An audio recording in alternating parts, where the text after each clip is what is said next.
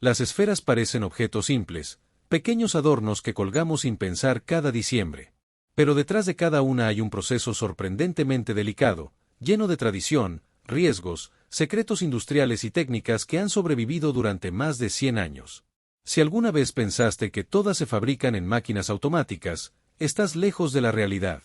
Muchas siguen haciendo de una forma que parece casi imposible en pleno siglo XXI, a mano, con fuego real y con una precisión que raya en lo inhumano. Todo comienza en un taller que huele a vidrio caliente y resuena con el sonido del metal chocando suavemente. Aquí, los artesanos trabajan con tubos largos de vidrio transparente, tan frágiles que, si respiras demasiado cerca, pueden quebrarse. Pero estos tubos son la base de millones de esferas que decoran casas en todo el mundo.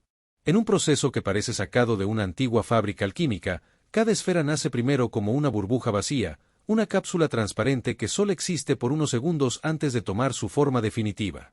El primer paso es el soplado. Un tubo de vidrio se calienta en una llama azulada que alcanza temperaturas que nadie debería tocar. El vidrio empieza a tornarse rojo, luego naranja, luego casi blanco. Es en ese punto donde el artesano sopla, aumentando la presión en su interior hasta que el vidrio forma una pequeña burbuja perfecta. Esa burbuja es la esfera en su estado más primitivo, frágil como una burbuja de jabón, lista para romperse al mínimo error del soplador. Y aquí es donde comienzan los riesgos. Hay historias dentro de estos talleres sobre esferas que explotaron por un soplido demasiado fuerte, o por un vidrio que no recibió calor suficiente. Son accidentes que ocurren rápido, silenciosos, pero inevitables cuando se trabaja con fuego vivo y materiales tan delicados. Cuando la burbuja ya tiene la forma deseada, el artesano debe alargar el vidrio restante para formar el pequeño tallo por donde luego se colgará la esfera. Este paso parece simple, pero cualquier movimiento incorrecto puede deformar la pieza entera. Muchos artesanos dicen que aprender a controlar este estiramiento toma años, y aunque existan máquinas que intentan imitarlo, ninguna ha logrado igualar la sensibilidad humana necesaria para hacerlo bien. La esfera recién formada se coloca en una bandeja metálica para enfriarse, pero incluso aquí pueden aparecer problemas. Si el vidrio enfría muy rápido, puede fracturarse internamente. Si enfría muy lento, la forma puede deformarse. Todo depende de segundos. Una vez que la esfera está fría, viene una de las partes más sorprendentes, el plateado interno. A diferencia de lo que piensa la mayoría, el brillo metálico de las esferas no proviene del exterior, sino del interior. Aquí es donde el antiguo método químico entra en juego. La esfera se llena con una mezcla líquida especial que, al reaccionar, recubre las paredes internas con una capa brillante. Durante décadas se corrió el rumor de que algunas fábricas usaban sustancias tóxicas para lograr un brillo perfecto, pero hoy estas historias se mencionan solo como leyendas oscuras del pasado. Aún así, los fabricantes actuales siguen usando fórmulas secretas para obtener esos acabados que parecen espejos. Nadie revela exactamente qué lleva cada mezcla, y entre los trabajadores se habla de que algunos laboratorios guardan sus fórmulas en bóvedas como si fueran tesoros. Cuando la esfera ya tiene ese brillo metálico en su interior, empieza la parte más artística, la pintura exterior. Aquí la industria se divide en dos mundos que difícilmente podrían ser más distintos. Por un lado, las megafábricas producen miles de esferas por hora con pintura automática, rodillos, máquinas giratorias y brazos robóticos. Por otro lado, los talleres artesanales pintan cada esfera a mano, una por una, con pinceles finísimos capaces de crear líneas tan delgadas como un cabello. Estos talleres tienen artistas que han convertido la pintura navideña en una forma de vida. Y aunque parezca increíble, hay esferas artesanales que valen más de $1000 porque nadie puede replicar sus patrones. Los colores no son simples pigmentos. Algunas pinturas requieren una base adhesiva para fijarse al vidrio. Otras necesitan varias capas para lograr un tono vibrante. Y hay rumores dentro del gremio de que ciertas marcas mezclan polvo metálico en sus pinturas premium para conseguir un brillo que no puede reproducirse digitalmente. Las fábricas niegan estas afirmaciones, pero muchos coleccionistas aseguran haber visto efectos imposibles de lograr con simple pintura acrílica. Después de la pintura viene la decoración final. Puede ser glitter, patrones, figuras, letras, símbolos o relieves que se aplican con herramientas tan simples como una manga de repostería o tan complejas como boquillas de precisión industrial. Aquí también se cuentan historias sobre decoradores que trabajan tan rápido que parecen máquinas humanas. Personas capaces de hacer 20 figuras idénticas en menos de un minuto. Movimientos tan precisos que es difícil creer que no fallan. Pero fallan. En estos talleres hay cajas llenas de esferas defectuosas, piezas hermosas pero con un error tan pequeño que nadie en una tienda lo notaría, pero el artesano sí. Y eso basta para descartarlas. Cuando la esfera está completamente decorada, lo que sigue no es tan simple como dejarla secar.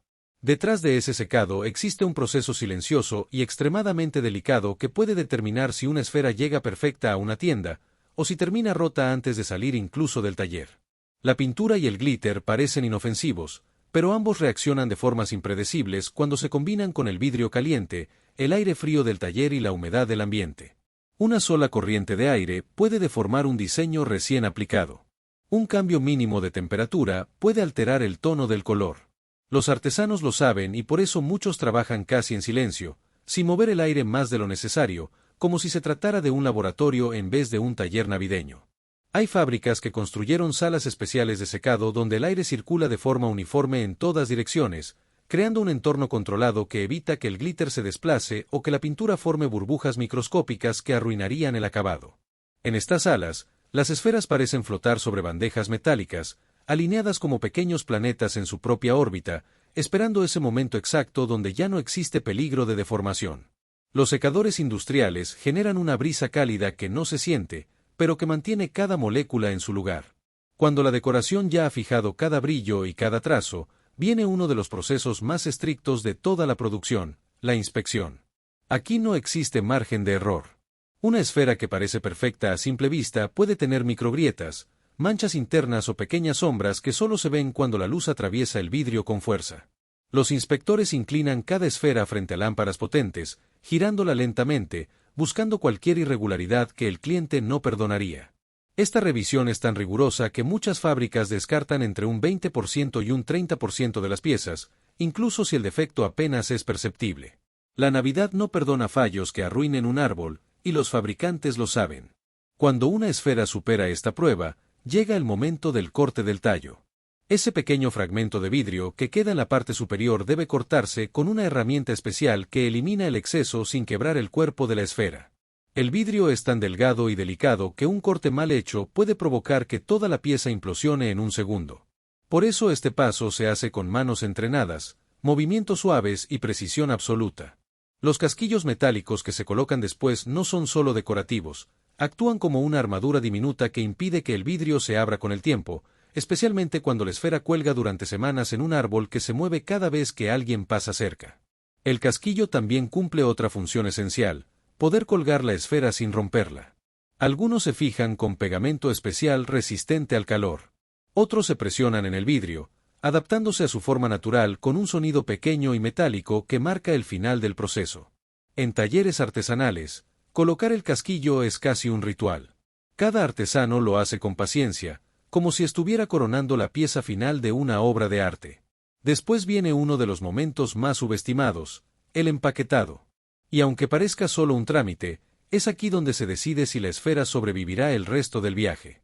Una esfera puede haber sido pintada, decorada, revisada y perfeccionada durante horas, pero si el empaque falla, todo ese trabajo se pierde en un solo golpe. Por eso existen cajas de cartón reforzado, separadores internos, plásticos acolchados, espumas y estructuras diseñadas únicamente para evitar que las esferas se toquen entre sí. Una sola vibración fuerte puede provocar que dos piezas choquen y se rompan de inmediato. Es el tipo de daño que se propaga en cadena: una se rompe, suelta partículas pequeñas, esas partículas afectan a otra, y lo que era una caja perfecta puede terminar siendo una tragedia navideña. Las esferas artesanales se empacan como si fueran objetos de colección. Algunas llevan envolturas individuales de papel de seda, otras viajan en cajas rígidas con acolchonado de alta densidad. Las más exclusivas se guardan incluso en cajas diseñadas para exhibición, tapas transparentes, bases metálicas, acabados dorados y certificados que indican que fueron pintadas a mano por un artista reconocido. Hay compradores que jamás sacan esas esferas de la caja. Las colocan como adornos de lujo, tal como quienes compran relojes que nunca se usan. Pero incluso cuando ya están empacadas, aún falta un paso silencioso que casi nadie menciona: el almacenamiento. El vidrio es un material extremadamente sensible al cambio térmico. Una esfera puede sobrevivir la producción completa y romperse meses después si se almacena en un lugar húmedo, si la temperatura sube demasiado o si la luz solar la golpea durante horas. Por eso los fabricantes almacenan las cajas en estanterías donde la temperatura se mantiene estable durante todo el año. No es casualidad que las fábricas navideñas trabajen desde el verano. Necesitan meses para producir, secar, empacar, almacenar y distribuir antes de que lleguen las fiestas. Y finalmente, después de todo ese recorrido, la esfera llega al punto donde su historia se cruza con la nuestra, el árbol navideño. Un objeto tan frágil que puede romperse con un simple toque, pero tan simbólico que cada diciembre vuelve a ocupar un lugar central en millones de casas. Cuando la cuelgas, no estás colgando solo un adorno. Estás colgando vidrio que soportó fuego, aire caliente, químicas internas, pintura delicada, inspecciones durísimas, tiempos de secado perfectos, controles ambientales y un viaje entero sin quebrarse. Estás colgando trabajo humano, tradición, técnica y algo de ese misterio que ha acompañado a las esferas desde que nacieron en talleres europeos hace más de un siglo. Y aunque existan versiones de plástico indestructible, ninguna produce la magia que tiene una esfera soplada a mano. Ninguna captura la luz de la misma manera. Ninguna guarda en su interior esa historia invisible que solo el vidrio puede contar. Cada esfera es una cápsula de tiempo, una pieza frágil que brilla por unos días, pero que deja una impresión que dura toda la vida. Ahora que conoces este proceso, es imposible colgar una esfera sin pensar en todo lo que ocurrió antes de ese momento. Desde el fuego que le dio forma hasta el aire que la enfrió. Desde la pintura que la vistió hasta las manos que la sostuvieron por última vez antes de llegar a tus manos. Una esfera ya no es un adorno.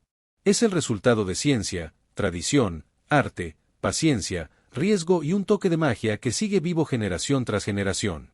Hay una industria que todos usamos, pero casi nadie entiende.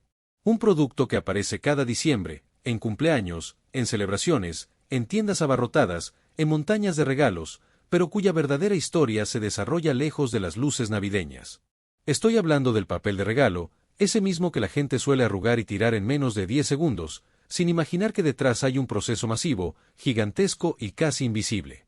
Un proceso que mueve miles de millones de metros al año y que funciona como una maquinaria oculta capaz de transformar árboles enteros en tiras brillantes que envuelven una emoción.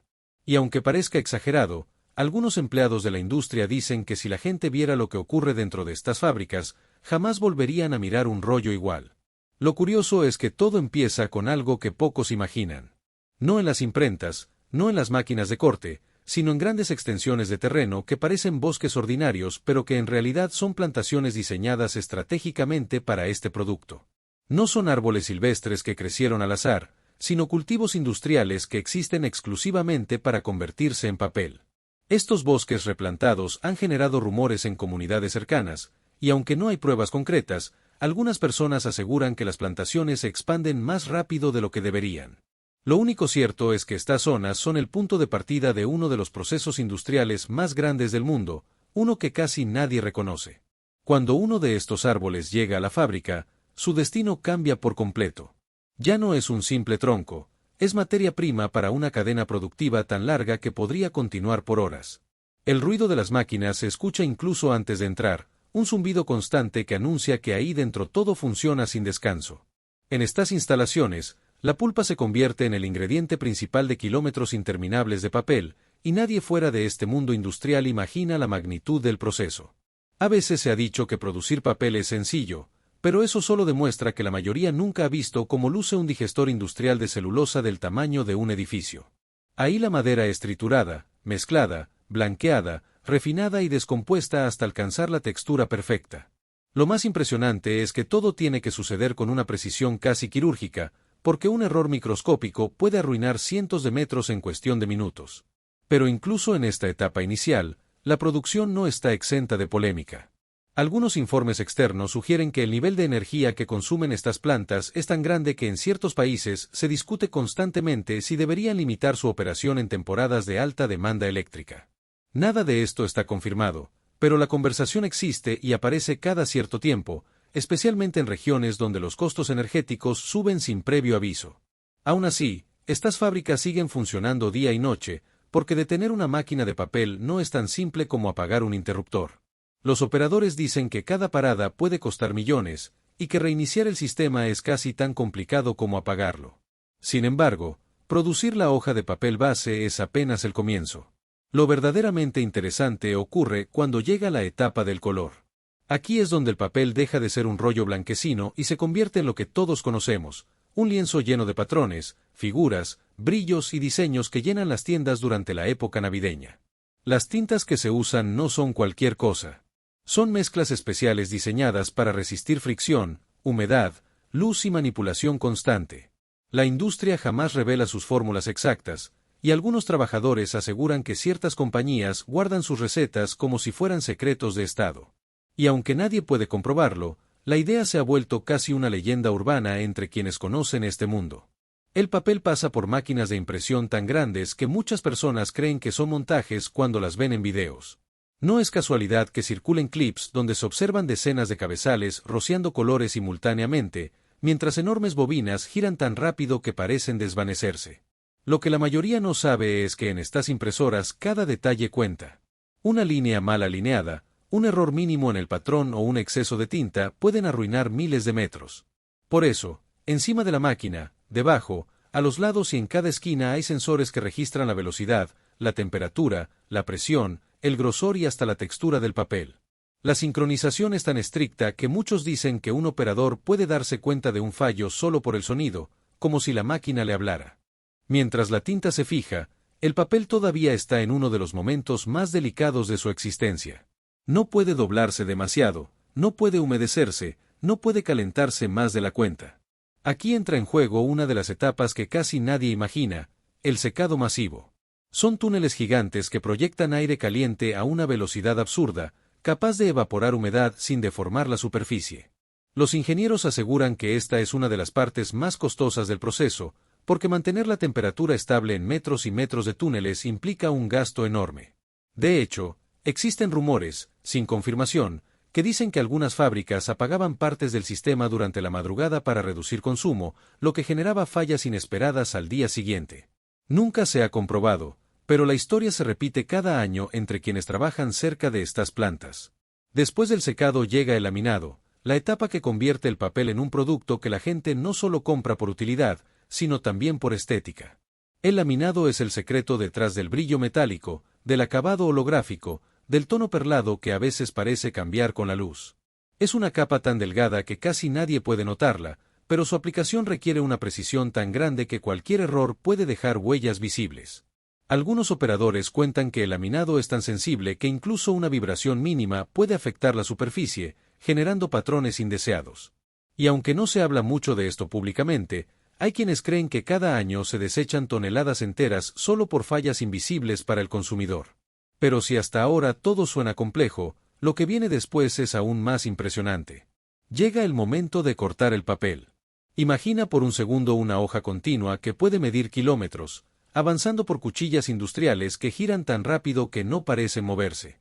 Estas cuchillas, hechas de acero especial, rompen mitos sobre lo que puede cortar con precisión a esa velocidad. Un solo ajuste incorrecto puede causar una vibración que rasgue el papel y arruine todo el lote. A veces circulan videos de fallas enormes, donde el papel se enreda, se rompe o se curva como si fuera una serpiente gigante. La mayoría de estos clips se viralizan, pero nunca se confirma si provienen de esta industria. Aún así, alimentan la idea de que el proceso es más frágil de lo que aparenta. En esta etapa, el papel ya tiene forma, color y brillo, pero aún no es el producto que encuentras en tiendas. Falta uno de los pasos más ingeniosos, enrollar y crear los famosos rollos que se apilan en estantes de todo el mundo. Y aquí entra una polémica que lleva años circulando en redes sociales. Muchos consumidores aseguran que los rollos parecen más grandes de lo que realmente son. Eso no significa que haya algo indebido, sino que el diseño del tubo, la densidad del papel y la forma en que se enrolla pueden crear la percepción de que hay más metros. Es un debate que aparece todos los años, sobre todo en temporada navideña, pero hasta ahora nadie ha demostrado nada concreto. Las empresas responden que la medición es exacta y que cualquier variación está dentro de los márgenes permitidos. Mientras los rollos se forman, una máquina realiza uno de los procesos más hipnóticos de toda la fábrica. Las bobinas giran, el papel se estira y se ajusta, se corta automáticamente la longitud exacta y luego se empaqueta con una velocidad que resulta difícil de procesar. Algunos empleados dicen que cuando las máquinas están a máxima capacidad, nada se mueve más rápido dentro de la fábrica. El sistema entero puede producir miles de rollos por hora, lista tras lista, cada uno envolviendo metros y metros que dentro de poco estarán en manos de alguien intentando envolver un regalo torcido. Y mientras todo esto sucede, hay un elemento del proceso del que casi nadie habla, pero que intriga a muchos trabajadores. Las pruebas de resistencia. No basta con que el papel sea bonito o brillante, tiene que ser resistente al estirado, al doblez y a la manipulación. Para eso existen máquinas que jalan el papel hasta que se rompe, que lo doblan cientos de veces o que lo someten a golpes para simular un mal manejo. Algunas personas creen que estas pruebas son exageradas para un producto que la gente arruga sin pensarlo dos veces, pero la realidad es que la calidad es clave. Un papel que se rasga con facilidad genera quejas, devoluciones y pérdidas enormes en temporada alta. Lo más curioso es que toda esta producción tiene un objetivo preciso: llegar a su destino a tiempo. La industria del papel de regalo depende casi completamente de la temporada navideña y del inicio de año. Si un envío se atrasa, si un paquete no llega, si un contenedor queda retenido, todo el sistema siente el impacto.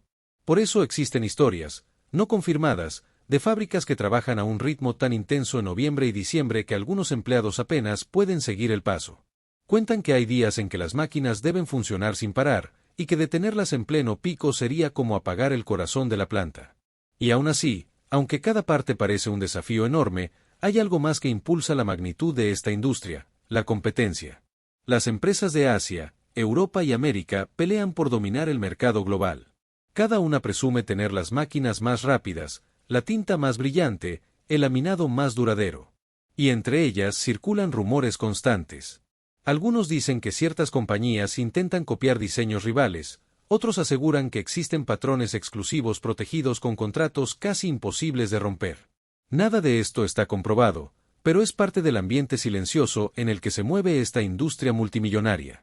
A estas alturas el papel de regalo ya no es simplemente un producto, es un símbolo de producción masiva, de estrategia comercial y de un trabajo que millones de personas desconocen. Cada rollo que alguien compra pasó por cientos de sensores, máquinas, túneles, procesos químicos, ajustes de precisión y decisiones que determinan si terminará en una tienda o en un contenedor de desechos industriales. Y aunque parezca que ya hemos visto todo, la historia todavía no ha terminado, porque lo que ocurre puertas adentro, detrás de las reuniones corporativas y las decisiones de distribución global, revela un lado completamente diferente de esta industria. Después de que el papel queda cortado, brillante y enrollado, empieza la fase más estresante de toda la industria: predecir la demanda. El papel de regalo vive casi exclusivamente en una sola temporada, así que las fábricas tienen que adivinar con meses de anticipación cuántos diseños se van a vender.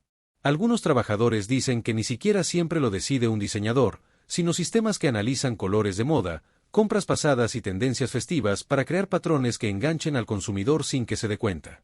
Pero no importa qué tan perfecto quede el diseño si no llega a tiempo a las tiendas. En estos meses, cualquier retraso en barcos, contenedores o rutas puede costar millones. Incluso circulan rumores de que, en años críticos, algunas empresas han tenido que enviar rollos en aviones de carga solo para no perder diciembre. No hay pruebas, pero la historia aparece cada temporada. Dentro de la fábrica, la presión es brutal. Las máquinas trabajan como si no pudieran permitirse un solo respiro y los operadores vigilan todo al detalle, porque cualquier fallo arruina kilómetros de producción. Y cuando por fin los rollos están listos, pasan por el último filtro, una inspección que revisa el brillo, la textura y el color con una precisión que roza lo obsesivo. Todo este esfuerzo termina en un instante que dura nada: cuando alguien compra un rollo, envuelve un regalo, lo rompe y lo tira. Pero ese momento, el de sorprender a alguien, es lo que mueve por completo a esta industria gigantesca. Porque el papel de regalo parece simple, pero detrás de cada rollo hay un proceso inmenso, rápido y silencioso que casi nadie imagina. Eso es lo que realmente envuelve cada celebración. Cada diciembre, cuando el frío empieza a sentirse en las ventanas y las luces navideñas comienzan a prenderse en cada esquina del mundo, hay un lugar donde ocurre algo que la mayoría de las personas jamás imaginan. Un milagro industrial silencioso, gigantesco y perfectamente calculado, que no aparece en videos virales ni en anuncios corporativos, pero que sostiene una de las tradiciones más antiguas de la humanidad: los calcetines navideños. Mientras millones de familias decoran sus casas, cuelgan botas de fieltro junto a la chimenea o simplemente compran calcetines con renos, copos de nieve o Santa Claus, existe una megafábrica que se convierte en un monstruo industrial capaz de producir algo aparentemente imposible: 500 millones de calcetines navideños en menos de un mes. Medio billón de piezas que salen como una avalancha perfectamente sincronizada.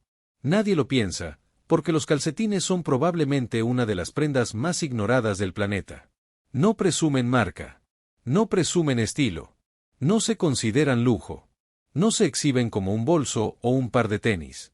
Pero detrás de esa sencillez se esconde una complejidad técnica brutal. Fabricar un calcetín perfecto implica lograr una mezcla exacta de elasticidad, suavidad, compresión, resistencia y precisión en cada fibra. Es un producto que parece simple, hasta que intentas producir 150.000 piezas por hora sin cometer errores. Ese es el verdadero reto. Y ese reto ocurre dentro de una fábrica que casi nadie conoce. Una fábrica que no aparece en Google Maps. Una fábrica que trabaja únicamente para marcas internacionales, empresas de retail y cadenas que necesitan millones de productos listos para Navidad. Para entender esta historia, hay que viajar a China, específicamente a una zona que casi podría considerarse la capital mundial del calcetín. Una región donde miles de fábricas trabajan en paralelo, donde el aire huele a algodón, a vapor y a tintes, donde los camiones entran y salen sin descanso y donde, sin exagerar, se producen más calcetines que en cualquier otro punto del planeta. Allí se encuentra una planta que funciona como un gigante dormido que despierta únicamente para diciembre. Durante la mayor parte del año produce a un ritmo normal, pero cuando llega la temporada navideña, su actividad se multiplica por 4, como si alguien hubiera presionado un botón secreto que activa una maquinaria monstruosa. Pero para llegar a diciembre, el proceso comienza muchos meses antes. En junio llegan los primeros contenedores con algodón, nylon, poliéster y elastano. Son toneladas de fibras que se almacenan en bodegas gigantes y que luego se transformarán en hilos ultrafinos. Estas fibras no se mezclan al azar, cada calcetín tiene una fórmula exacta. Algunos necesitan 80% algodón y 20% elastano. Otros requieren 70% poliéster y 30% nylon. Otros, especialmente los deportivos o los térmicos para invierno, usan mezclas diseñadas para absorber humedad o mantener calor. La fábrica analiza las especificaciones de cada cliente, prepara los lotes y empieza el proceso de hilado. Las máquinas de hilado estiran, tuercen y estabilizan las fibras hasta convertirlas en hilos perfectos. Hilos que luego viajarán a las gigantescas tinas de tintura. Aquí se vive una escena digna de una película industrial, tinas metálicas del tamaño de piscinas pequeñas llenas de agua hirviendo mezclada con pigmentos intensos. Rojo Santa Claus, verde pino, blanco nieve, dorado metálico, plateado escarcha. Cada hilo debe absorber el color con precisión molecular, porque si un lote sale mal, no se pierde un metro de tela, se pierde un camión completo. Los ingenieros revisan constantemente la densidad del tinte, la absorción, el brillo y la resistencia al lavado. Incluso simulan lavadas en máquinas industriales para asegurar que los tonos no se desgasten después de 1, 5 o 50 lavadas. Cuando los hilos están listos, se envían al corazón de la fábrica, la zona de tejido circular. Allí se encuentran las máquinas más impresionantes del proceso. Son máquinas que parecen turbinas, con miles de agujas trabajando a una velocidad que el ojo humano no puede distinguir. Cada aguja toma un hilo, lo tensa, lo cruza con otro, lo combina con fibras elásticas y en cuestión de segundos crea la estructura de un calcetín completo. Una sola máquina puede fabricar 2 calcetines por minuto. Eso significa que en una hora puede producir más de 100. Pero la fábrica no tiene una máquina. Tiene miles. Miles que trabajan al mismo tiempo, en 3 turnos, sin descanso. Imagina un cuarto gigantesco lleno de ruido metálico constante, con cientos de trabajadores revisando pantallas, calibrando tensiones, verificando patrones y cambiando bobinas de hilo que se agotan sin parar. Cada calcetín sale como un tubo largo, todavía sin forma, sin costura en la punta y sin acabado. Es un producto crudo, sin la elegancia que tendrá al final. Pero aquí no hay descanso. En cuanto un calcetín sale de la máquina circular, se transporta automáticamente a la siguiente fase. La costura de la punta es uno de los procesos más fascinantes. Hace décadas, era un trabajo manual que requería una precisión quirúrgica. Hoy, máquinas especializadas toman las 2 capas del tejido y las unen con un hilo casi invisible. El objetivo es que no se sienta un borde molesto en los dedos, algo que puede arruinar la comodidad por completo. Esta parte del proceso está tan perfeccionada que una máquina puede cerrar cientos de piezas por hora sin fallar. Pero cuando ocurre una falla, aunque sea de 1 milímetro, la pieza se descarta. El nivel de exigencia es extremo. Después viene el proceso de vapor. Los calcetines pasan por un túnel donde son expuestos a calor y humedad controlada. El vapor fija la estructura del tejido, elimina arrugas, desinfecta y prepara la prenda para el moldeado. Cuando salen, siguen siendo un tubo flexible, pero ahora tienen una textura más estable y elástico uniforme. Desde aquí, pasan directamente al área de moldeado, donde se colocan sobre placas metálicas con forma de pie. Estas placas se calientan y estiran el calcetín para darle su apariencia final. Cada calcetín debe tener exactamente la misma forma, la misma longitud y la misma tensión. Cualquier variación, por mínima que sea, puede considerarse un defecto. Y aquí es donde entra una de las fases más estrictas, el control de calidad. La fábrica no confía únicamente en humanos, ni únicamente en máquinas. Combina ambas cosas. Sensores ópticos detectan diferencias minúsculas en color o densidad de tejido. Cámaras de alta velocidad revisan cada centímetro de los calcetines buscando microagujeros o fibras rotas. Un software analiza patrones, detecta irregularidades y envía las piezas defectuosas a un contenedor especial. Luego, personal humano revisa la elasticidad, la suavidad, la resistencia al estiramiento y el comportamiento del calcetín cuando se flexiona como lo haría dentro de un zapato. También hay máquinas que simulan lavados y fricciones extremas. Si el calcetín pierde color, se rompe o se desgasta demasiado rápido, se descarta. Solo después de pasar esta serie de pruebas, cada pieza pasa a la línea de empaquetado. Y aquí comienza otro espectáculo industrial. Las máquinas doblan los calcetines, los alinean en pares, colocan etiquetas de cartón, los insertan en bolsas de plástico selladas y los organizan en paquetes de 5, 10 o 20 pares, según lo que pida el cliente. Los empacadores verifican que los códigos de barras sean correctos, que los lotes estén completos y que la información coincida con los pedidos. Luego, robots transportan cajas enteras hacia una línea de embalaje más grande donde se forman pallets de cientos de kilos. Los pallets pasan a un almacén gigantesco donde todos los productos se clasifican por país, por urgencia, por condiciones aduanales y por fecha de entrega. Algunas cajas viajarán semanas en barco. Otras viajarán en trenes que cruzan Asia. Otras se envían en avión porque deben estar en tiendas de Estados Unidos o Europa en menos de 7 días. La logística es tan precisa que un retraso de 1 hora puede afectar miles de piezas. Esa es la razón por la que la fábrica trabaja como un organismo vivo, donde cada parte está conectada con la siguiente. Lo más impresionante es que esta fábrica no gana dinero por vender un par de calcetines. Gana dinero por vender cientos de millones de pares, por trabajar con clientes que hacen pedidos gigantescos y por tener la capacidad de cumplir esos pedidos sin errores. Su verdadera fortaleza no es hacer un producto bonito. Su fortaleza es hacer el mismo producto miles de veces por minuto con 0 fallas y con una velocidad que muy pocas fábricas del mundo pueden igualar. Las marcas no buscan creatividad aquí. Buscan consistencia. Buscan exactitud. Buscan un lugar que pueda tejer, coser, moldear, empacar y enviar millones de piezas en tiempo récord sin detenerse nunca. Y ese lugar es esta fábrica oculta. Un gigante que despierta cada diciembre para sostener una tradición global con la precisión de un reloj suizo y la fuerza de una industria que nunca se detiene. A medida que diciembre avanza, la fábrica entra en un ritmo que ya no se parece a una operación normal. Todo funciona con una urgencia silenciosa. Las máquinas circulares trabajan a velocidades que parecen imposibles, los sensores monitorean miles de piezas por minuto y los pasillos se llenan de trabajadores moviéndose como si fueran parte de un mecanismo perfectamente engranado. Aquí no existe el concepto de pausa. Cada minuto perdido es una montaña de calcetines que deja de producirse. Y en diciembre, la demanda no perdona. La zona de empaquetado es uno de los lugares donde más se nota esta presión. Las máquinas doblan, sellan, empacan, clasifican y etiquetan sin un solo descanso. Si una etiqueta sale chueca, si un código de barras no coincide, si un lote tiene una diferencia mínima en el patrón, la línea completa se detiene. Por eso los operadores revisan cada detalle como si fueran cirujanos textiles. Un error pequeño puede costar miles de piezas. Un error grande puede echar a perder un contrato entero. La velocidad es impresionante, pero lo realmente sorprendente es la precisión. El almacén, por su parte, es un espectáculo aparte. Filas interminables de pallets llenos de calcetines recién empaquetados se apilan hasta donde alcanza la vista. Robots recorren pasillos enteros llevando cajas a los muelles de carga.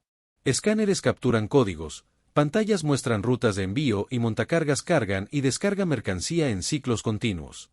Es como ver el interior de un puerto marítimo, pero todo ocurre bajo un mismo techo. Cada caja sabe exactamente a dónde va porque la logística aquí es casi tan importante como la producción.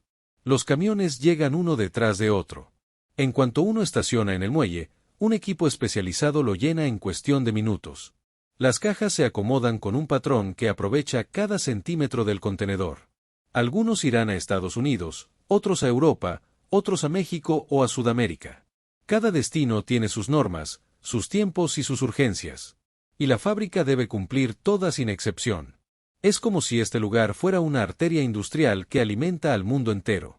Pero algo que casi nadie imagina es que, para mantener este ritmo, existe un segundo ejército dentro de la fábrica, los técnicos de mantenimiento.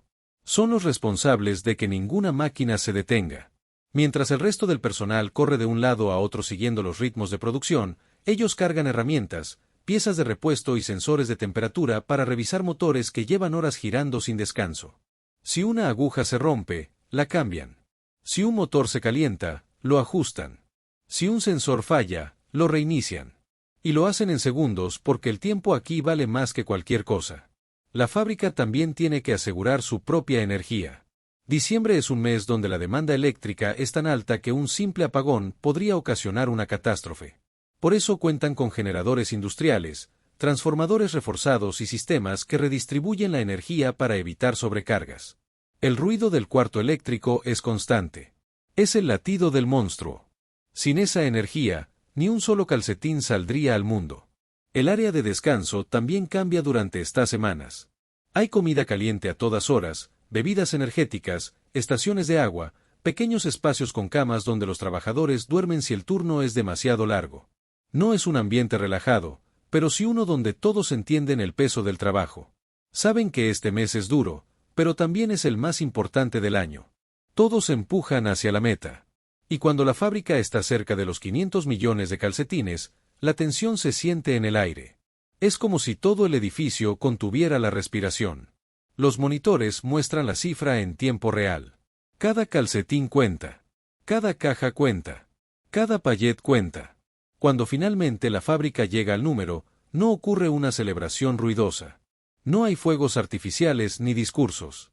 Lo que ocurre es un silencio extraño. Un alivio. Un respiro. Es un triunfo que solo quienes trabajan aquí entienden. Porque produjeron 500 millones de piezas en menos de un mes sin detenerse, sin fallar, sin romper la cadena que sostiene a miles de tiendas alrededor del mundo. Entonces, poco a poco, la fábrica empieza a desacelerarse. No se detiene, solo reduce su velocidad. Las máquinas siguen funcionando, pero ya no al máximo. Los montacargas circulan más lento. Los robots dejan de moverse tan frenéticamente. Los contenedores salen, los últimos pedidos se envían, las últimas verificaciones se completan. Y después de unas horas, todo vuelve a un ritmo normal. El gigante industrial se duerme nuevamente.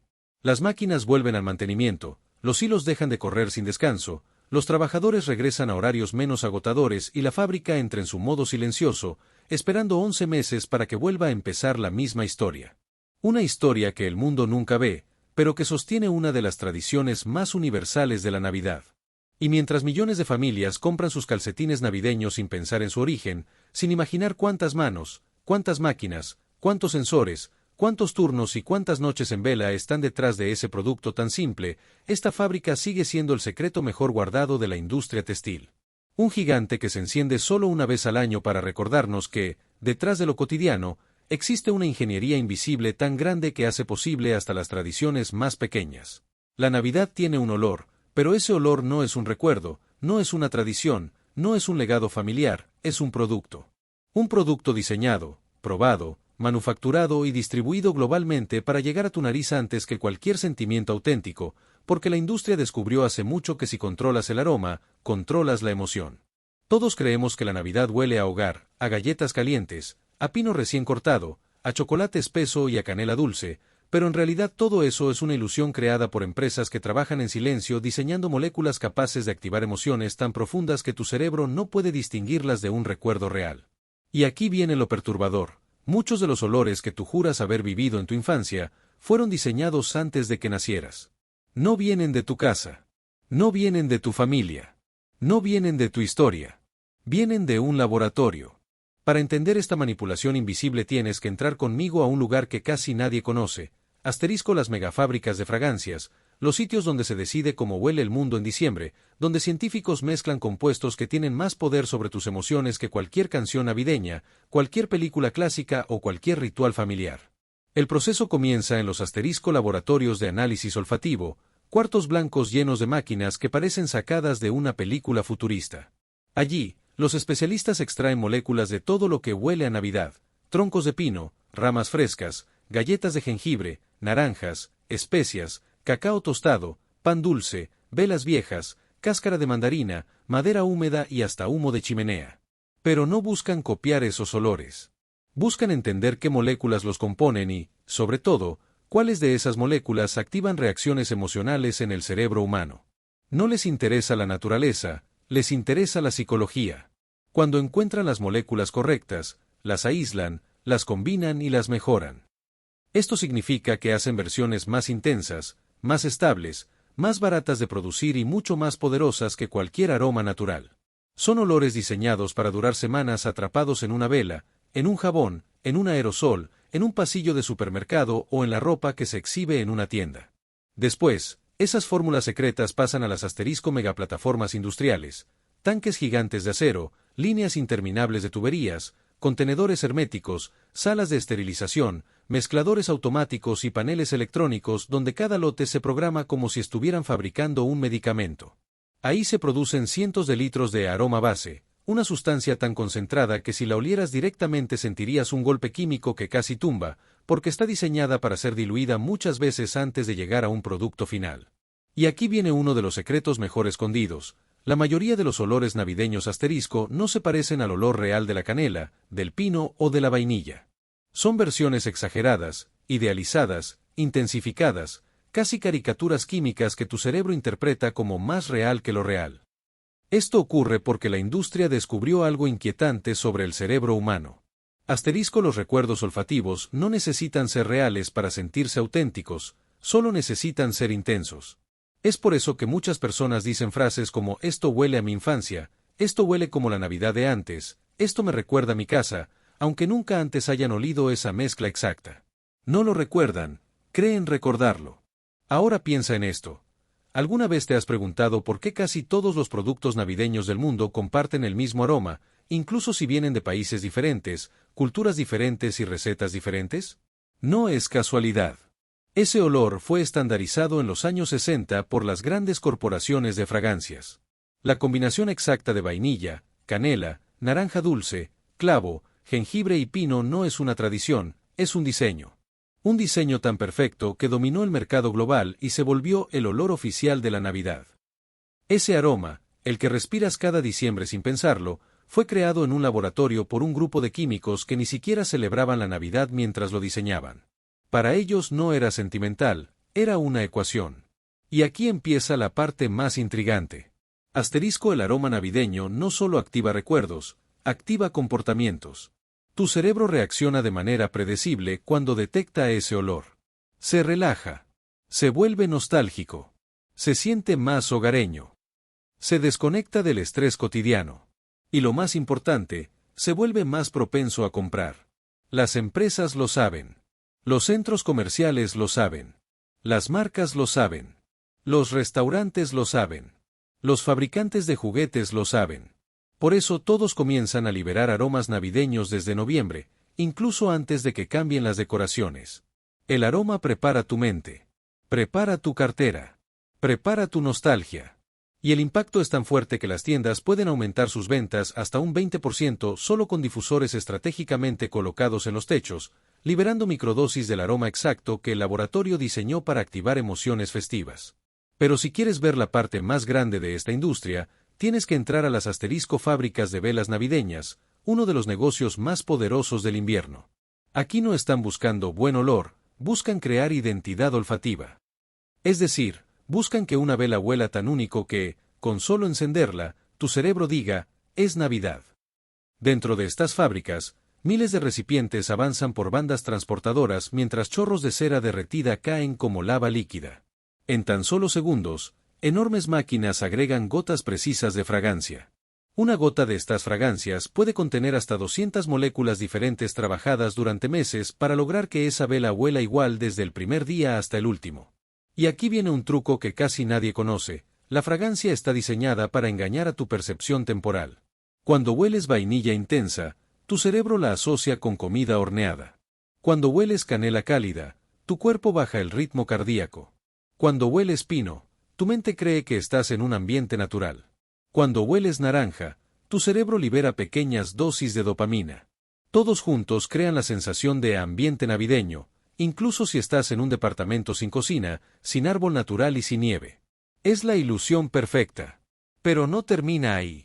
Los aromas navideños también se mezclan en productos alimenticios para modificar el sabor sin modificar los ingredientes. Una galleta industrial económica puede saber casera si el aroma correcto se añade al final de la línea. Un chocolate barato puede parecer artesanal si se refuerza con moléculas similares a las que se encuentran en el cacao tostado. Un pan dulce producido a escala masiva puede oler como uno hecho en casa si se le añaden compuestos aromáticos de mantequilla y especias. Es por eso que cada diciembre todo parece más delicioso de lo que realmente es. Porque el aroma es el verdadero truco. Y la industria juega con ventaja: el 80% del sabor proviene del olfato.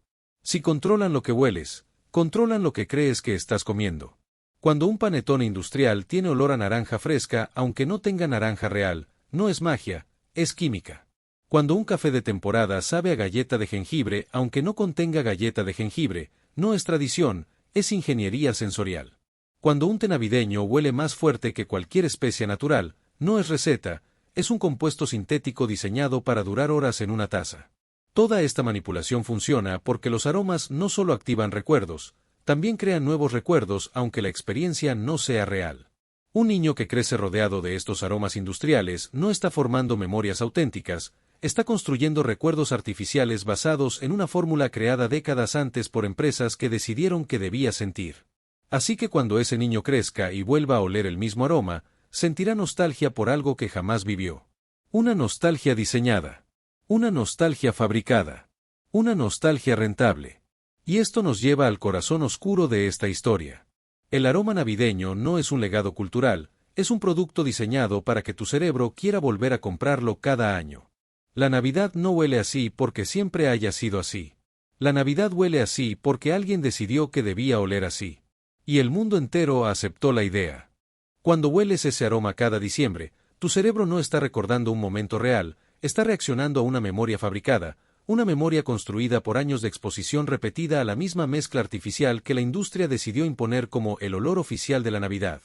Y lo más inquietante es que esa memoria falsa se vuelve más fuerte con el tiempo porque cada temporada tu cerebro vuelve a asociar ese aroma con emociones positivas que en realidad nunca nacieron de tu vida, sino de una fórmula química. La industria sabe exactamente cómo funciona este proceso y lo utiliza a su favor porque una vez que un aroma se vuelve emocional, deja de ser un olor y se convierte en una herramienta, un botón psicológico que puede encender nostalgia, alegría, calma, hambre o sensación de hogar sin que tú puedas evitarlo, y mientras tú crees que estás sintiendo Navidad, lo que realmente estás sintiendo es la reacción automática de tu sistema límbico ante moléculas diseñadas para manipularte. Por eso cada año los aromas navideños se vuelven más intensos, no es casualidad, es una estrategia necesaria porque tu cerebro se acostumbra rápido y lo que antes te hacía sentir algo, ahora necesita más potencia, más especias, más dulzor, más calidez artificial, y por eso las velas se volvieron más fuertes, los cafés de temporada más exagerados, los pasillos del supermercado más aromatizados y los tés más saturados, porque tu nariz pide más y la industria se lo da. Lo impresionante es que estas moléculas no solo generan emociones, también alteran tu percepción de los productos que consumes porque un pan dulce barato puede parecer caro si huele a mantequilla, una galleta industrial puede parecer artesanal si huele a vainilla cálida, un café promedio puede parecer especial si libera notas de jengibre y canela, y un chocolate común puede parecer casero si huele a cacao tostado aunque no lo tenga, porque controlar el aroma es controlar la experiencia. Este poder sensorial es tan grande que las tiendas lo usan sin tapujos, colocando difusores ocultos que liberan aromas cálidos y especiados para que la gente camine más lento, observe más, permanezca más tiempo dentro y esté más dispuesta a gastar. Porque los estudios internos muestran que un aroma adecuado puede aumentar las ventas de una tienda hasta en un 20% sin cambiar precios ni ofertas, solo manipulando el aire que respiras. Y mientras todo esto ocurre, las grandes compañías de fragancias, Givaudan, IFF, Firmenich, Symrise, continúan fabricando la ilusión desde centros de desarrollo donde deciden cómo olerá la Navidad dentro de 2 o 3 años, eligiendo si será más dulce, más cítrica, más amaderada o más especiada, estableciendo tendencias olfativas que luego adoptan miles de marcas sin cuestionarlo porque si el aroma está de moda, el consumidor lo busca aunque no se dé cuenta. En sus megafábricas, enormes tanques metálicos combinan moléculas con precisión quirúrgica, mezcladores industriales giran durante horas para asegurar estabilidad, tuberías llevan fragancias concentradas que luego se diluyen en ceras, aceites, plásticos, alimentos y aerosoles, y cada lote se prueba para garantizar que el aroma sea idéntico, estable y emocionalmente efectivo, porque una emoción inestable es una venta perdida. Ese mismo aroma termina en velas, jabones, detergentes, pan dulce, chocolates, cafés de temporada, tés especiados, muñecos perfumados, adornos aromatizados y aerosoles ambientales, y al final, cuando lo inhalas, no tienes forma de saber si proviene de un objeto real, de un producto sintético o de una estrategia psicológica diseñada para colocarte en él. Modo Navidad incluso si no estás celebrando nada. Lo más curioso es que la tradición terminó obedeciendo al aroma en lugar de ser al revés, porque hace décadas la Navidad tenía olores distintos en cada casa según la cultura, la comida y las costumbres, pero hoy, gracias a la estandarización global, casi todo el mundo huele la misma mezcla de vainilla, naranja, canela y pino sin importar el país, la historia o las tradiciones locales, porque la industria decidió que ese sería el aroma universal de diciembre. Y ahora, sin darte cuenta, tu cerebro marca el inicio de la temporada cuando aparece ese olor, no cuando decoras la casa, no cuando pones el árbol, no cuando llega el frío, sino cuando hueles esa mezcla artificial que activa el interruptor emocional que alguien programó para ti, porque la Navidad ya no depende del calendario, depende del aroma. El aroma no es un complemento de la Navidad, es el arquitecto oculto de la experiencia. La emoción no nace del recuerdo, nace de la molécula. El espíritu navideño no viene de ti, viene de la industria. La Navidad no siempre olió así. Pero ahora, tu cerebro cree que sí. Y eso es exactamente lo que lo hace tan poderoso.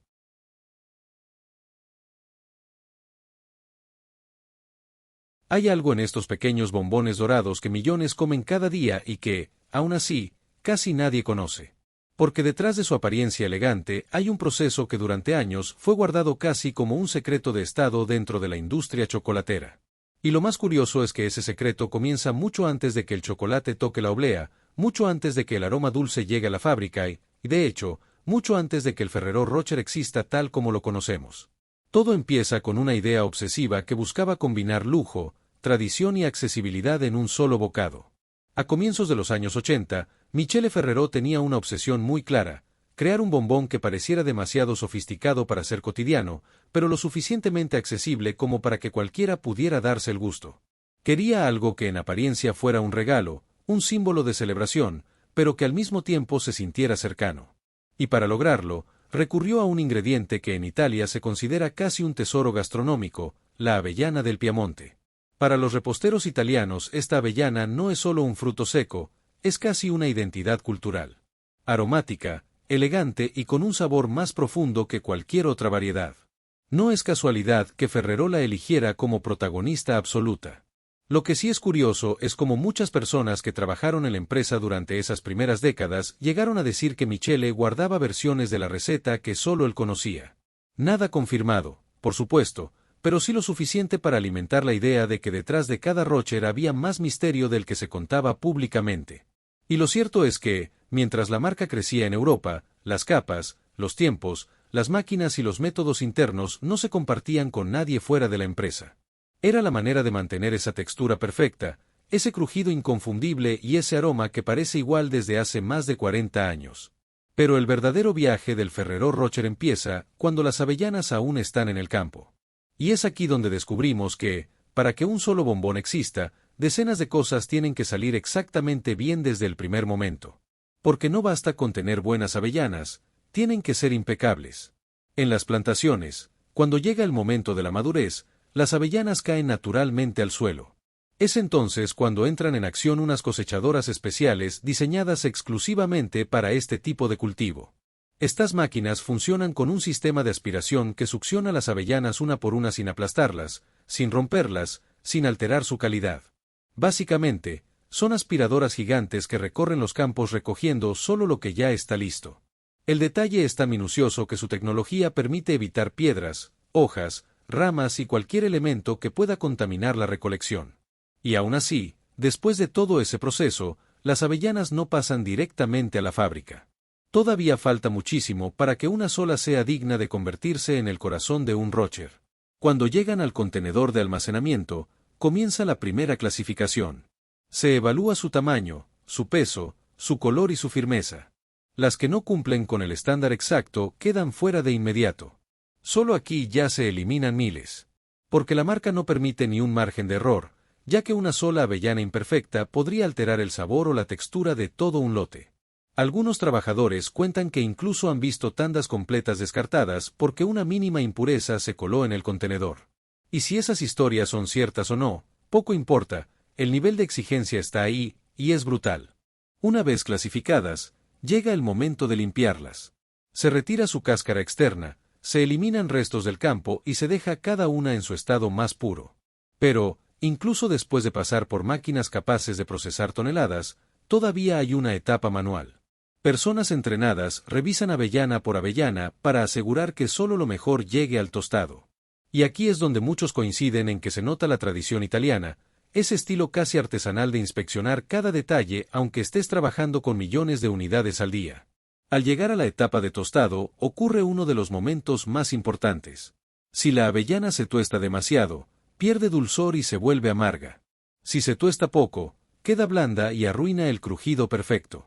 Así que Ferrero utiliza hornos calibrados con precisión quirúrgica para asegurar que todas tengan la misma intensidad, el mismo aroma y una textura uniforme. Todo está programado al segundo. Y en esta parte del proceso se entiende por qué la avellana del Piamonte es tan preciada. Su aroma se intensifica de una forma que ninguna otra variedad logra. Paralelamente, en otra área de la fábrica, se preparan los ingredientes para la crema interna. El cacao, el azúcar, la leche en polvo y los aceites vegetales se mezclan con una fórmula exacta que define el sabor del corazón del bombón. Y aunque Ferrero jamás ha revelado la receta completa, muchos dicen que ciertos pasos se realizan siempre sin testigos para preservar la consistencia histórica del producto. Quizá sea exageración, quizá no, pero lo cierto es que la crema tiene un sabor tan reconocible que es imposible pensar que no haya una fórmula demasiado protegida detrás. Ahora que la avellana está tostada y la crema está lista, comienza la parte más técnica de todo el proceso, la creación del núcleo esférico. Este momento es tan delicado que, durante años, fue uno de los secretos mejor guardados de la empresa. Nada de cámaras, nada de visitas externas, nada de información hacia otras compañías. Solo los ingenieros internos sabían exactamente cómo funcionaban las primeras máquinas diseñadas para formar las semiesferas de oblea. Todo arranca con la masa. Harina, agua y pequeñas cantidades de azúcar, sal y bicarbonato se mezclan en enormes batidoras industriales hasta tener una mezcla fluida y perfectamente uniforme. Esta masa se vierte en moldes metálicos con forma de semiesfera, diseñados exclusivamente para crear esa estructura crujiente y ultra delgada que sostiene el bombón. Estos moldes pasan por hornos de gas calibrados para producir una cocción exacta, ni un segundo de más, ni un segundo de menos. Porque si la oblea queda demasiado tostada, se rompe, y si queda demasiado suave, no soporta la crema. Al salir del horno, las mitades de oblea avanzan rápidamente hacia la estación de relleno. Es aquí donde la crema de chocolate y avellanas entra en acción. Cada semiesfera recibe una porción exacta, misma cantidad, misma densidad, mismo peso. No hay variaciones permitidas. Y justo en ese punto del proceso ocurre uno de los momentos más característicos. Una máquina coloca, con precisión absoluta, una avellana entera en el centro exacto de la crema. La posición debe ser perfecta. Si la avellana no queda en el centro, la forma final del bombón se desbalancea.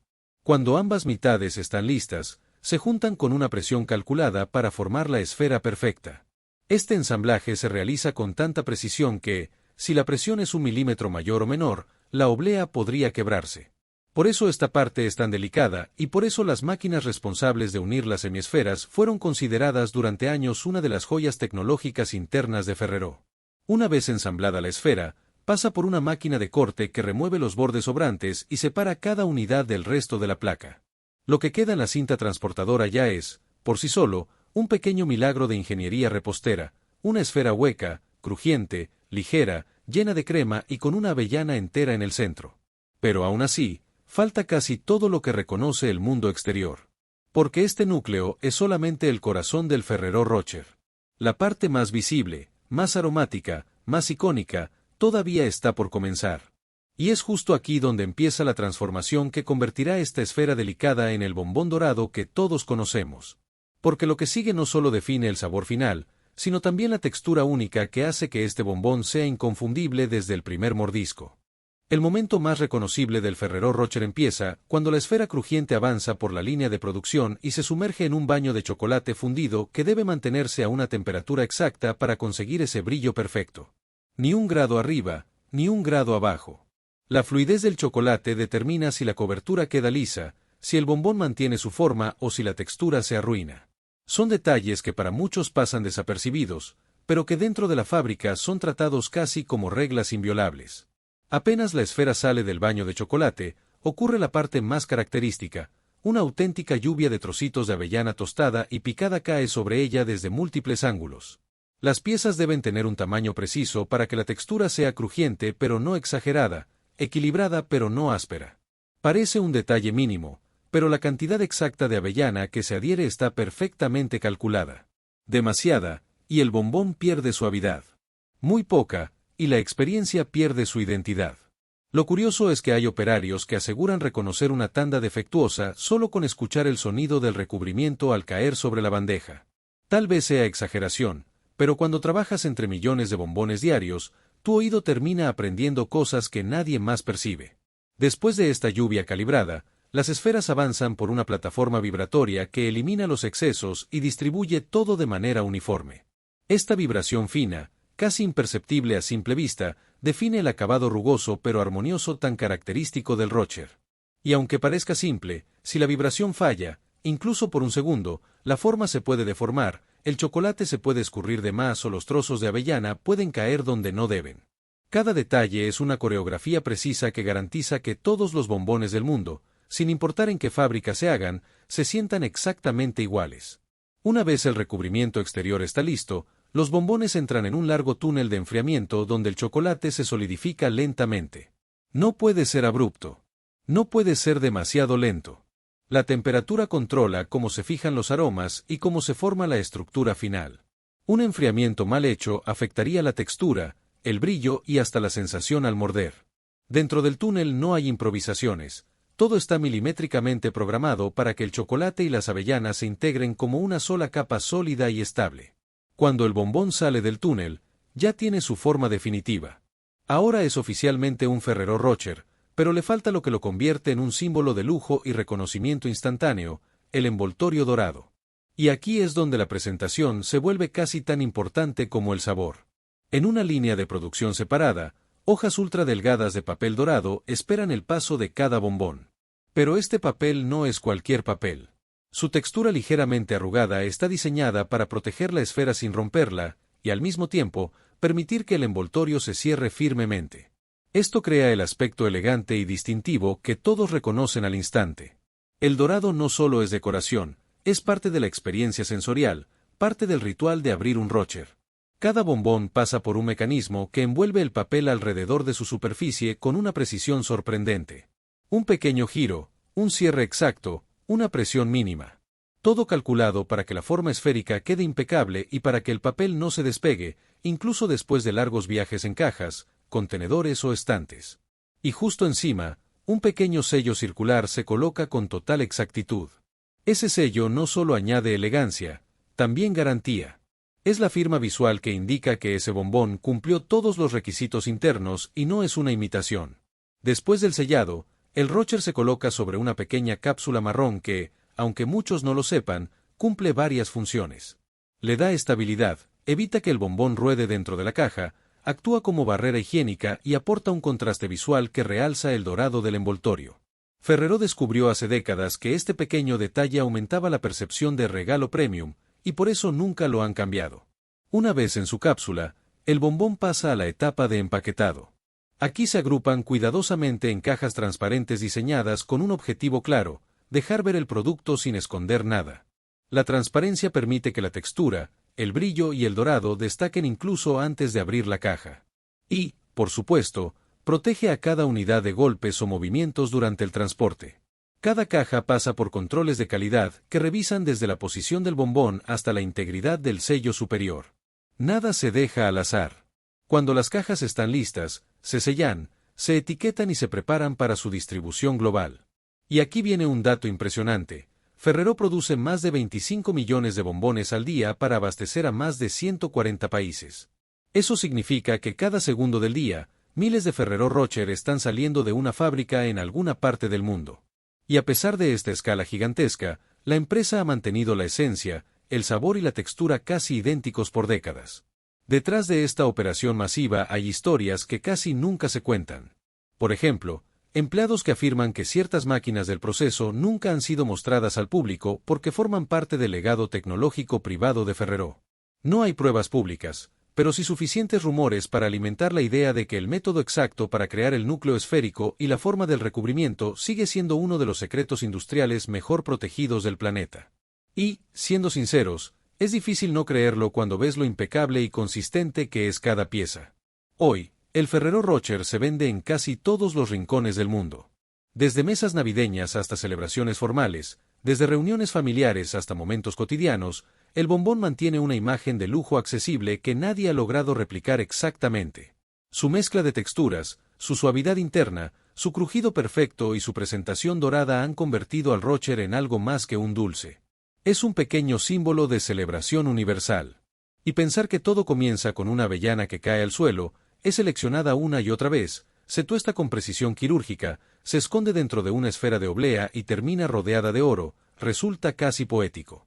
Un proceso tan detallado que, si cambia una sola cosa, el resultado deja de ser lo que todos conocemos. Así que la próxima vez que abras un Ferrero Rocher, recuerda que dentro de esa esfera dorada hay décadas de tradición, tecnología, secretos guardados y una obsesión absoluta por la perfección. Y si quieres seguir descubriendo cómo se hacen otros productos famosos, el mundo del chocolate tiene historias todavía más intensas. Historias que comienzan, igual que esta, con un ingrediente común y un proceso que casi nadie ha visto completo. Porque al final, cada uno de estos bombones es más que chocolate. Es una cápsula de precisión, lujo y tradición envuelta en oro.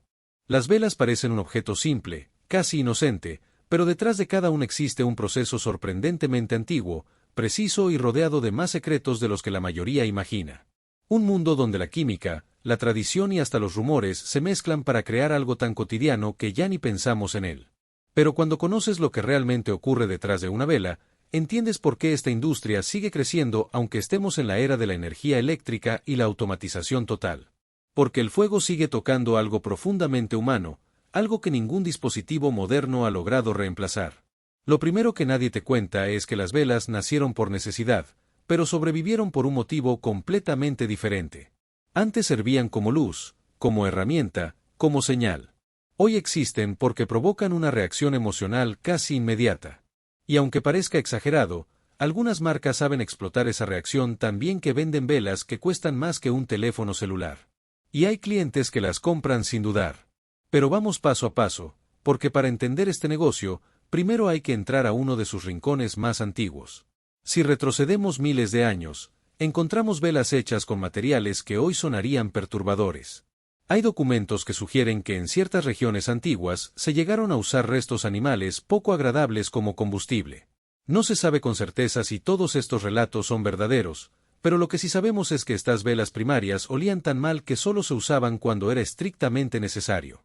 Aún así, marcaron el inicio de un producto que con el tiempo evolucionaría hasta convertirse en un objeto de lujo, espiritualidad y hasta obsesión.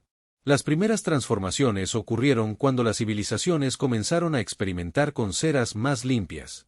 Se pensaba que la cera de abeja era un regalo casi divino porque quemaba sin humo y producía un aroma suave. En algunas culturas, solo se permitía usarla en templos o ceremonias. Ese privilegio levantó sospechas y rumores sobre si ciertas élites ocultaban recetas para fabricar velas superiores. No era raro que la gente creyera que había fórmulas prohibidas que solo unos pocos conocían. Y aunque hoy suene exagerado, esa idea sigue existiendo en un nivel más sofisticado dentro de la industria moderna, donde algunas composiciones aromáticas son tan valiosas que están protegidas como secretos comerciales. Pero la fabricación real comienza con algo muy simple: cera. La mayoría de las velas actuales usan parafina porque es económica, estable y fácil de moldear. Sin embargo, su origen siempre ha generado debate. Algunos informes aseguran que, si se quema en ambientes muy cerrados, puede liberar partículas indeseadas. No es que las velas sean peligrosas, pero cada cierto tiempo resurgen rumores en redes sociales sobre supuestos riesgos ocultos, casi siempre basados en estudios sacados de contexto. Aún así, este tipo de polémica no hace más que aumentar la curiosidad del público, y cuando hay curiosidad, también hay ventas. Las marcas lo saben. Las velas más naturales usan cera de soya, de coco o mezclas vegetales que cada fabricante protege como si fueran joyas. Nadie revela exactamente qué lleva su mezcla ni en qué proporción. Esta parte del proceso es tan delicada que, si te equivocas por apenas medio grado en la temperatura, toda la tanda puede quedar inutilizable. La cera comienza como un sólido opaco, pero cuando se derrite se convierte en un líquido brillante que podría engañar a cualquiera. Parece simple, pero aquí es donde comienza lo más técnico. En enormes tanques, la cera se calienta lentamente hasta alcanzar el punto exacto para trabajarla. No un grado más, no un grado menos. Las fábricas más grandes tienen sensores digitales que monitorean cada segundo. Si la temperatura sube demasiado, la cera se descompone. Si baja, se solidifica antes de tiempo. Este equilibrio es uno de los secretos mejor guardados, y aunque nadie lo diga abiertamente, hay competencia feroz entre empresas que buscan la mezcla más estable, más duradera y más brillante. Pero antes de verter la cera en moldes, falta un pequeño componente que casi nadie mira, pero que controla absolutamente todo: la mecha. Mucha gente cree que es un simple hilo, pero es mucho más que eso. Una mecha mal diseñada puede hacer que la vela se apague, que el fuego sea demasiado grande o que la cera se derrita de forma irregular. Y aunque suena extraño, hay rumores de que antiguamente algunos fabricantes usaban materiales con trazas metálicas para hacer mechas más duraderas. Hoy eso ya no se permite, pero la historia quedó como un recordatorio de lo perfeccionista que es esta industria. Las mechas modernas se fabrican con algodón trenzado, y dependiendo del tipo de vela, pueden tener un núcleo rígido o ser completamente flexibles. Algunas están recubiertas con una capa especialmente diseñada para controlar cómo absorben la cera. Esto determina si la llama baila suavemente o si se inclina hacia un lado. Y aunque parezca un detalle mínimo, una mecha mal centrada puede arruinar una vela entera. La unión entre la cera caliente y la mecha marca el inicio de la parte más crítica: el vertido. Si alguna vez viste un video de fabricación de velas, lo más probable es que te pareciera fácil. Pero en una línea industrial, cualquier problema se convierte en un desastre. Ha habido casos donde una falla en el vertido arruinó miles de unidades en una sola hora, generando pérdidas enormes. En algunos foros de fabricantes se cuentan historias casi míticas sobre lotes completos que quedaron con un agujero en el centro, o con burbujas que parecían pequeñas cuevas internas. No hay manera de salvar una vela así. Durante el vertido, la cera fluye por tuberías metálicas y cae en moldes o recipientes con la mecha perfectamente centrada. Aquí la precisión es absoluta. Un error mínimo puede deformar la superficie o dejar líneas opacas dentro de la vela. En fábricas artesanales, este proceso se hace a mano, con movimiento lento y controlado. En megafábricas, el vertido es continuo, rápido y casi hipnótico. Miles de velas nacen cada minuto sin que nadie se detenga. Pero incluso aquí, hay un problema que obsesiona a los fabricantes: el aroma. Los aromas son la parte más cara, más delicada y más protegida de todo el proceso. Las fragancias premium cuestan más que la cera misma. Y aunque muchas marcas dicen crear aromas originales, existen rumores de que algunas copian discretamente perfumes famosos para obtener ventas instantáneas. Esto nunca se confirma oficialmente, pero cientos de compradores aseguran que han encontrado velas que huelen sospechosamente parecido a fragancias reconocidas. La industria niega estas acusaciones, pero el rumor sigue creciendo cada año. Para que una vela aromática funcione, el perfume debe mezclarse con la cera a la temperatura exacta. Si está demasiado caliente, el aroma se evapora. Si está demasiado fría, el perfume no se adhiere a la cera. Cada fragancia tiene su propia zona de fusión, y los fabricantes pasan meses probando combinaciones hasta lograr que una vela huela igual cuando está apagada y cuando está encendida. Ese equilibrio es tan difícil que muchas marcas de lujo producen menos unidades de las que podrían, solo para mantener ese nivel de calidad. Cuando la cera con aroma ya está vertida en cada molde, comienza una de las fases más delicadas de todo el proceso, el enfriado.